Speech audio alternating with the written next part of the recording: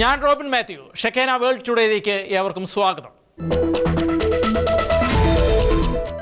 കുപ്രസിദ്ധ മെക്സിക്കൻ മയക്കുമരുന്ന് മാഫിയ തലവനായ എൽമെൻചോയെ കൊലപ്പെടുത്തിയതിനെ തുടർന്ന് സംഘർഷകലുഷിതമായ മെക്സിക്കോ. സംയുക്ത സേനയാണ് മെക്സിക്കോയിലെ ഏറ്റവും വലിയ മയക്കുമരുന്ന് തലവന്മാരിൽ ഒരാളായ നെമസിയോ റൂബൻ ഒസെഗുര സെൽവാൻഡസ് എന്ന എൽമെൻചോയെ ഞായറാഴ്ച നടന്ന സൈനിക ഓപ്പറേഷനിൽ കൊലപ്പെടുത്തിയത്. ഇയാൾ കൊല്ലപ്പെട്ടതായി സൈന്യം സ്ഥിരീകരിച്ചിട്ടുണ്ട്.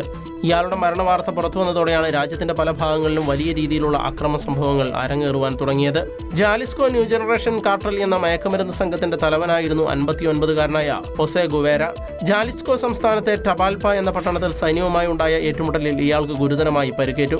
തുടർന്ന് മെക്സിക്കോ സിറ്റിയിലേക്ക് എയർലിഫ്റ്റ് ചെയ്യുന്നതിനിടെയാണ് മരണം സംഭവിച്ചത്.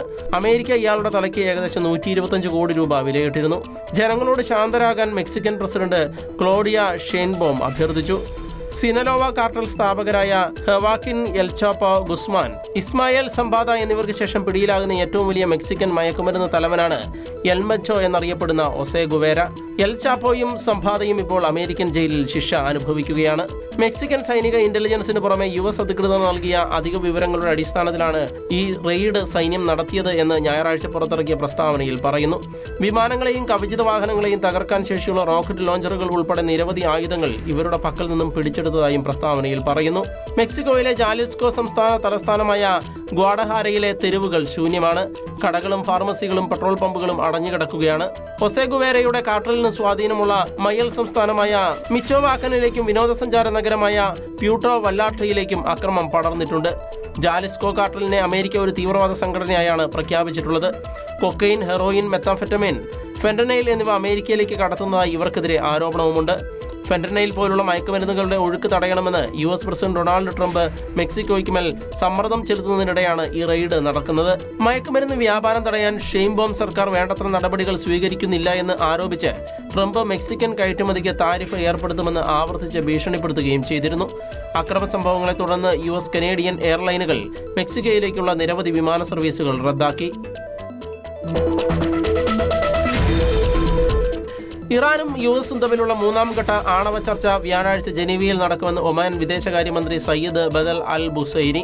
US സൈനിക നടപടി ഏത് നിമിഷവും ഉണ്ടായേക്കാമെന്ന അഭ്യൂഹങ്ങൾക്കിടെയാണ് പ്രഖ്യാപനം. കരാർ അന്തിമമാകുന്നതിനായി കൂടുതൽ മുന്നോട്ട് പോകാനുള്ള അനുകൂലമായ ശ്രമത്തോടെ US ഇറാൻ ചർച്ചകൾ വ്യാഴാഴ്ച ജനീവയിൽ നടക്കുമെന്ന് സ്ഥിരീകരിക്കുന്നതിൽ സന്തോഷമുണ്ടെന്ന് USഉം ഇറാനും തമ്മിലുള്ള പരോക്ഷ ചർച്ചകളിൽ മധ്യസ്ഥനായി പ്രവർത്തിക്കുന്ന സയ്യിദ് ബദർ അൽ ഹുസൈദി പറഞ്ഞു. സാമ്പത്തിക ഉപരോധങ്ങൾ പിൻവലിക്കുകയും സമാധാനപരമായ ആണവ സമ്പുഷ്ടീകരണത്തിനുള്ള ഇറാന്റെ അവകാശം അംഗീകരിക്കുകയും ചെയ്താൽ ഒരു കരാറിലെത്താനായി ആണവ പദ്ധതിയിൽ പുതിയ വിട്ടുവീഴ്ചകൾക്ക് ഇറാൻ തയ്യാറാണ് എന്നാണ് റിപ്പോർട്ടുകൾ. ഇറാൻ US ചർച്ചയിൽ ഇറാൻ പ്രസിഡന്റ് മസൂദ് പെസൻഷ്കിയാൻ ശുഭാപ്തി വിശ്വാസം പ്രകടിപ്പിച്ചു. സമീപകാല ചർച്ചകൾ പ്രോത്സാഹനജനകമായ സൂചനകൾ നൽകിയെന്ന് അദ്ദേഹം പറഞ്ഞു. സാധ്യമായ ഏത് സാഹചര്യത്തെയും നേരിടാനുള്ള ഇറാന്റെ സന്നദ്ധതയും അദ്ദേഹം ചൂണ്ടിക്കാട്ടുകയുണ്ടായി. അതേസമയം പശ്ചിമേഷ്യയിൽ യുദ്ധമുണ്ടായാൽ അത് ആഗോളതലത്തിൽ വലിയ സാമ്പത്തിക പ്രതിസന്ധിക്ക് കാരണമാകുമെന്ന് ഗൾഫ് രാജ്യങ്ങൾ ഭയപ്പെടുന്നുണ്ട്. ഇതിനോടകം തന്നെ അന്താരാഷ്ട്ര വിപണിയിൽ എണ്ണവില വർദ്ധിക്കാൻ ഈ സാഹചര്യം കാരണമായിട്ടുണ്ട്. മാർച്ച് പകുതിയോടെ അമേരിക്കയുടെ മുഴുവൻ യുദ്ധക്കപ്പലുകളും വിമാനങ്ങളും ഈ മേഖലയിൽ സജ്ജമാകുമെന്നാണ് കരുതുന്നത്. US പ്രസിഡന്റ് ഡൊണാൾഡ് ട്രംപിന്റെ ഫ്ലോറിഡയിലെ പാം ബീച്ചിലുള്ള വസതിയിൽ വെടിവെപ്പ്. മാറേലാഗോ എസ്റ്റേറ്റിന്റെ വസതിയിലാണ് അക്രമി എത്തിയത്. ഇയാളുടെ കയ്യിൽ തോക്കും ഇന്ധനം നിറച്ച ക്യാനും ഉണ്ടായിരുന്നു. US സീക്രട്ട് സർവീസ് വക്താവ് ആന്റണി ഗുഗ്ലിയമൻസിയാണ് അക്രമി എത്തിയ സംഭവം എക്സിലൂടെ സ്ഥിരീകരിച്ചത്. അതീവ സുരക്ഷാ മേഖലയിൽ തോക്കുമായി നുഴഞ്ഞു കയറിയത് നോർത്ത് കരോലിന സ്വദേശിയായ 21 വയസ്സുള്ള ഓസ്റ്റിൻ ടക്കർ മാർട്ടിൻ ആണ് എന്ന് അധികൃതർ വ്യക്തമാക്കി. തോക്ക് താഴെയിടാൻ സുരക്ഷാ ഉദ്യോഗസ്ഥർ ആവശ്യപ്പെട്ടുവെങ്കിലും വഴങ്ങാതെ വന്നതോടെയാണ് വെടിയുതിർത്തതെന്ന് അധികൃതർ അറിയിച്ചു. ഓസ്റ്റിനെ ഏതാനും ദിവസം മുൻപ് കാണാതായതിനെ തുടർന്ന് വീട്ടുകാർ പോലീസിൽ പരാതി നൽകിയിരുന്നു. ഞായറാഴ്ച പുലർച്ചെ പ്രാദേശിക സമയം 1:30 സംഭവം. സാധാരണയായി വാരാന്ത്യങ്ങളിൽ ട്രംപ് ഇവിടെ എത്താറുണ്ട്. എന്നാൽ വെടിവെപ്പുണ്ടായപ്പോൾ ട്രംപ് സ്ഥലത്തുണ്ടായിരുന്നില്ല എന്നാണ് റിപ്പോർട്ടുകൾ സൂചിപ്പിക്കുന്നത്. വെടിവെപ്പ് നടക്കുമ്പോൾ ട്രംപും ഭാര്യ മെലാനിയയും വാഷിംഗ്ടണിൽ വൈറ്റ് ഹൗസിലായിരുന്നു. 2024 ഡൊണാൾഡ് ട്രംപിനെതിരെ 2 വട്ടം വധശ്രമം ഉണ്ടായിരുന്നു. പ്രതിയെ അതിവേഗം നേരിട്ട സീക്രട്ട് സർവീസിനെ White House press secretary Karoline Leavitt പ്രശംസിച്ചു. എന്നാൽ എന്താണ് അക്രമത്തിനുള്ള കാരണമെന്ന് അന്വേഷണ ഉദ്യോഗസ്ഥർ ഇതുവരെ കണ്ടെത്തിയിട്ടില്ല.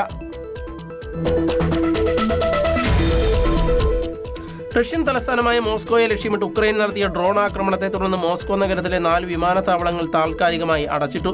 എന്നാൽ മണിക്കൂറുകൾക്കുള്ളിൽ വിമാനത്താവളങ്ങളുടെ പ്രവർത്തനം പുനരാരംഭിക്കുകയും ചെയ്തു. ആഭ്യന്തര രാജ്യാന്തര സർവീസുകൾക്കായി പ്രവർത്തിക്കുന്ന 4 വിമാനത്താവളങ്ങളുടെ പ്രവർത്തനമാണ് തടസ്സപ്പെട്ടത്. നഗരത്തിലെ വ്യോമ പ്രതിരോധ സംവിധാനങ്ങൾ സജീവമാക്കിയതിനാലാണ് വിമാനത്താവളങ്ങളുടെ പ്രവർത്തനം താൽക്കാലികമായി നിർത്തിവെച്ചത് എന്നാണ് റിപ്പോർട്ടുകൾ. ഡ്രോൺ ആക്രമണത്തിൽ നാശനഷ്ടങ്ങൾ സംഭവിച്ചതായി റിപ്പോർട്ടുകളില്ല. മോസ്കോയിലെ ആക്രമണത്തിൽ ഉക്രൈന്റെ ഭാഗത്തു നിന്നും പ്രതികരണമൊന്നും ലഭ്യമായിട്ടില്ല. മോസ്കോയും സമീപ പ്രദേശങ്ങളും ലക്ഷ്യമിട്ട് വിക്ഷേപിച്ച 130 ഉക്രൈൻ ഡ്രോണുകൾ വ്യോമ പ്രതിരോധ യൂണിറ്റുകൾ തടയുകയോ നശിപ്പിക്കുകയോ ചെയ്തതായി റഷ്യയുടെ പ്രതിരോധ മന്ത്രാലയം വ്യക്തമാക്കി. കഴിഞ്ഞ ദിവസം റഷ്യയുടെ മിസൈൽ നിർമ്മാണ കേന്ദ്രത്തിൽ നേരെയും ഉക്രൈൻ ആക്രമണം നടത്തിയിരുന്നു. ഉക്രൈനിൽ നിന്നും 1400 കിലോമീറ്റർ അകലെയുള്ള കേന്ദ്രത്തിലാണ് ആക്രമണം ഉണ്ടായത്. സ്വന്തമായി നിർമ്മിച്ച ക്രൂയിസ് മിസൈലുകൾ ഉപയോഗിച്ചാണ് ആക്രമണം നടത്തിയതെന്നാണ് ഉക്രൈൻ അവകാശപ്പെട്ടത്. ഇതിനിടെ റഷ്യ നടത്തിയ മിസൈൽ ഡ്രോൺ ആക്രമണങ്ങളിൽ ഉക്രൈനിലെ കീവ് മേഖലയിൽ ഒരാൾ മരിച്ചു. തകർന്ന കെട്ടിടങ്ങളുടെ അവശിഷ്ടങ്ങൾക്കിടയിൽ നിന്ന് ഒരു കുട്ടി ഉൾപ്പെടെ 8 പേരെ രക്ഷപ്പെടുത്തി. ആക്രമണത്തെ തുടർന്ന് കീവിന്റെ പ്രാന്തപ്രദേശങ്ങളിലെ 5 ജില്ലകളിൽ നാശനഷ്ടങ്ങളും തീപിടുത്തവും ഉണ്ടായി. ഒഡേസയിലെ ഊർജ്ജ കേന്ദ്രങ്ങൾക്ക് നേർക്ക് റഷ്യ ആക്രമണം നടത്തിയത് വലിയ തീപിടുത്തത്തിന് വഴിവെച്ചു. തങ്ങളുടെ സൈന്യം ഉക്രൈന്റെ സൈനിക ലോജിസ്റ്റിക് കേന്ദ്രങ്ങളും ഡ്രോൺ സംഭരണ കേന്ദ്രങ്ങളും ആക്രമിച്ചതായി റഷ്യ പറഞ്ഞു. റഷ്യൻ വ്യോമ പ്രതിരോധ സംവിധാനങ്ങൾ US നിർമ്മിതമായ 7 ഹിമാർസ് റോക്കറ്റുകളും 326 ഫിക്സഡ് വിംഗ് ഡ്രോണുകളും വെടിവെച്ചിട്ടതായി റഷ്യൻ പ്രതിരോധ മന്ത്രാലയം റിപ്പോർട്ട് ചെയ്തു. ഉത്തര കൊറിയൻ ഭരണകക്ഷിയായ വർക്കേഴ്സ് പാർട്ടിയുടെ ജനറൽ സെക്രട്ടറിയായി കിം ജോങ് ഉൻ വീണ്ടും തിരഞ്ഞെടുക്കപ്പെട്ടു. കഴിഞ്ഞ 4 ദിവസങ്ങളായി നടന്ന പാർട്ടി യോഗത്തിലാണ് ഐക്യകണ്ഠേനയുള്ള ഈ തീരുമാനമുണ്ടായത്. രാജ്യത്തിന്റെ അന്തസ്സ് ലോകത്തിനു മുന്നിൽ ഉയർത്തുന്നതിനും സൈനിക ശക്തി വർദ്ധിപ്പിക്കുന്നതിനും കിം നൽകിയ നേതൃത്വത്തെ പാർട്ടി യോഗം അഭിനന്ദിച്ചു. കിം ജോങ് ഉന്നിന്റെ ഭരണത്തിന് കീഴിൽ രാജ്യത്തിന്റെ ആണവ പ്രതിരോധ ശേഷി വലിയ തോതിൽ മെച്ചപ്പെട്ടതായി ഔദ്യോഗിക വാർത്താ ഏജൻസി റിപ്പോർട്ട് ചെയ്തു. അത്യാധുനിക ആയുധങ്ങളുള്ള കരുത്തുറ്റ ഒരു സൈന്യമായി ഉത്തര കൊറിയ മാറിയെന്നും യോഗം വിലയിരുത്തി. പുതിയ തീരുമാനങ്ങളുടെ ഭാഗമായി പാർട്ടിയുടെ ചട്ടങ്ങളിലും ഭരണസമിതിയിലും പ്രധാനപ്പെട്ട മാറ്റങ്ങൾ വരുത്തിയിട്ടുണ്ട്. 5 വർഷത്തിലൊരിക്കൽ നടക്കുന്ന ഈ പാർട്ടി യോഗത്തെ അതീവ ഗൗരവത്തോടെയാണ് ദക്ഷിണ കൊറിയയും ലോകരാജ്യങ്ങളും നോക്കിക്കാണുന്നത്. അതേസമയം വരും ദിവസങ്ങളിൽ ഉത്തര കൊറിയ പ്രഖ്യാപിക്കുന്ന പുതിയ ആഭ്യന്തര വിദേശ നയങ്ങൾ മേഖലയിലെ സമാധാനത്തെ എങ്ങനെ ബാധിക്കുമെന്ന ആശങ്കകളും നിലനിൽക്കുന്നുണ്ട്. കിമ്മിന്റെ നേതൃത്വത്തിൽ രാജ്യം കൂടുതൽ ശക്തമായ സൈനിക നടപടികളിലേക്ക് നീങ്ങുമെന്നാണ് സൂചന.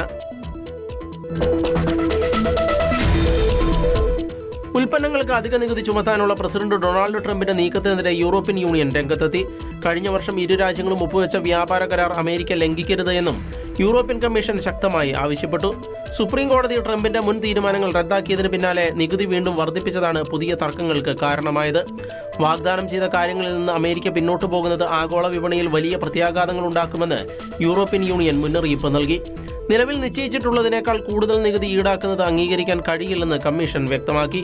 വിശ്വസനീയമായ രീതിയിൽ വ്യാപാരം മുന്നോട്ട് കൊണ്ടുപോകാൻ പഴയ കരാറുകൾ പാലിക്കാൻ അമേരിക്ക തയ്യാറാകണം. യൂറോപ്പിൽ നിന്നുള്ള വിമാനങ്ങൾക്കും മറ്റ് യന്ത്രസാമഗ്രികൾക്കും നേരത്തെ നികുതി ഇളവുകൾ നൽകാൻ ധാരണയായിരുന്നു.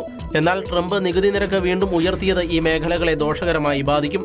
പ്രശ്നപരിഹാരത്തിനായി ഇരു രാജ്യങ്ങളിലെയും ഉന്നത ഉദ്യോഗസ്ഥർ തമ്മിൽ ചർച്ചകൾ തുടങ്ങിയെങ്കിലും ആശങ്കകൾ ഇപ്പോഴും നിലനിൽക്കുകയാണ്.